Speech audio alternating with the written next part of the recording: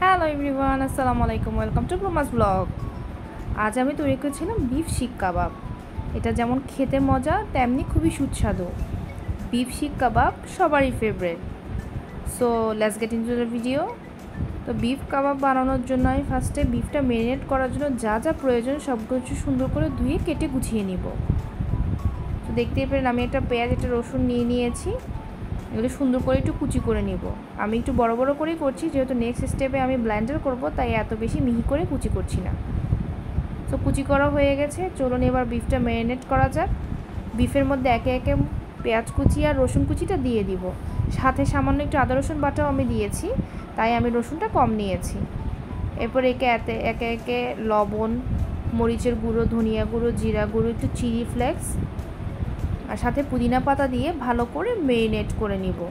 Marinate করার জন্য আমি একটি স্প্যাচুলারের সাহায্যে সুন্দর করে মিশিয়ে নিচ্ছি। অবশ্যই ভালো করে মিশিয়ে নিতে হবে যাতে মাংসের মধ্যে মশলাগুলো ঢুকে যায়। মিশিয়ে নেওয়ার পরে এবার ব্লেন্ডার করার পালা। আমার একটা ছোটো বাটি হয়ে গেছে, তাই আমি এটা বলে ট্রান্সফার করে নিয়েছি। এবার ব্লেন্ডারে সবগুলো দিয়ে ভালো করে আমি মিক্সড করে নিব যতক্ষণ না পর্যন্ত মাংসগুলো মিহি হয়।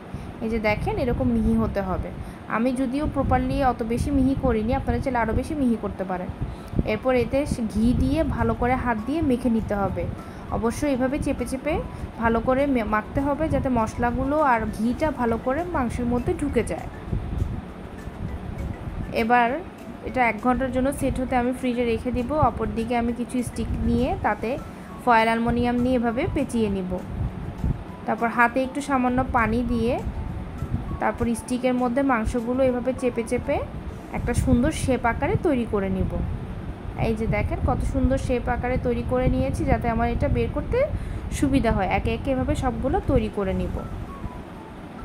অপর দিকে আমি একটা প্যানে সামান্য তেল বসিয়ে নিব। এটা একটা হালকা তেলে ভাজতে হবে।